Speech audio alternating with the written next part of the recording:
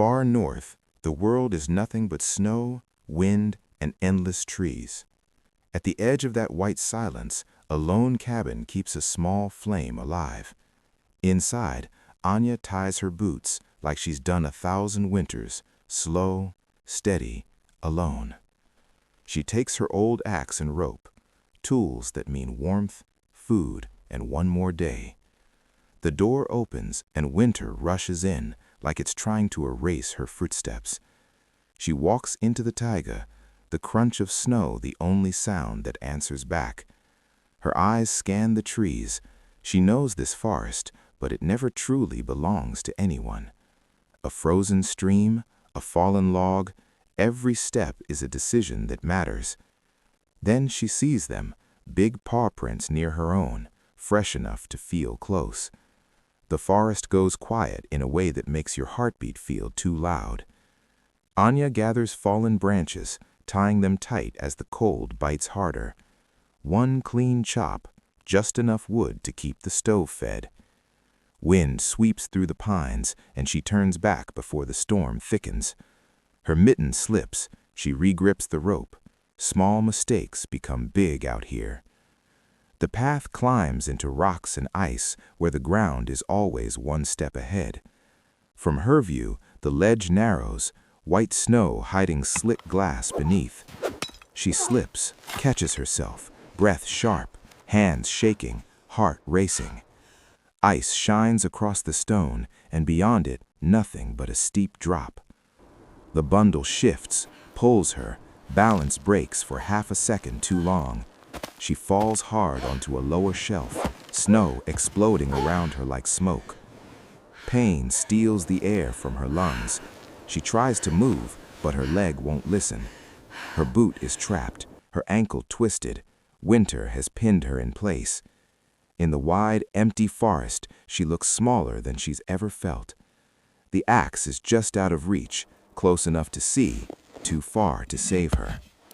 Then a tremor in the bushes, something heavy, moving without haste. Anya turns her eyes toward it, fear rising, and then forced stillness.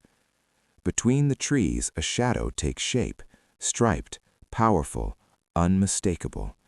An Amur tigress steps forward, snow on whiskers, calm eyes, no rush to strike. She sniffs the scattered branches, paws pressing deep into the powder. Anya lifts one hand slowly, like a question she's afraid to ask. The tigress circles and sits, watching, not hunting, deciding. A slow blink, a quiet breath, the kind of calm that changes everything. She approaches sideways, careful like she understands fear. A sniff near the scarf, and no teeth, no growl, only curiosity. Then the impossible. The tigress crouches close, as if offering support. Anya's mitten sinks into thick fur, warmth where there should be danger. The tigress stands slowly. Anya rises in pieces, leaning on living strength. Step by step, boot and paw move together, two creatures sharing one path. They reach shelter from the wind, and for the first time, Anya can breathe. She sits, protected behind rock and fallen wood, while the wild stands guard. The storm softens, and the tigress keeps watch, like a silent sentry. Anya wraps her ankle with cloth, no medicine, just willpower. The tigress nudges the axe closer, gentle as if she's learned what it means. With support, Anya stands again. Home is still out there somewhere. The trees open to frozen marshland, wind skating across ice like whispers. The tigress stops, looks back, one glance that says, "Not here, this way." They cross a safer ridge, dark ice below, warning what a mistake would cost. An old outpost appears, old wood, buried in snow, but still standing. The door creaks open, shedding snow like dust from another lifetime. Inside, Anya sits down, cold in her bones, but walls around her again. She strikes a spark, tiny light fighting the biggest season on Earth. The stove catches, warmth returns. Anya exhales as if she's been holding her breath for hours. It's only a pause, not the end. She gathers herself for the last stretch home. Back into the pines they go, snowfall fine as glitter in the gray air. The tigress listens, alert, not afraid, guided by instincts older than roads.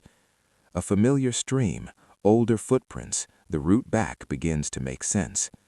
Anya stumbles, the tigress closes in, steadying her without force. Then through the trees, chimney smoke and warm window light, the cabin. Anya climbs the steps, each one a victory, the door handle iced and stubborn.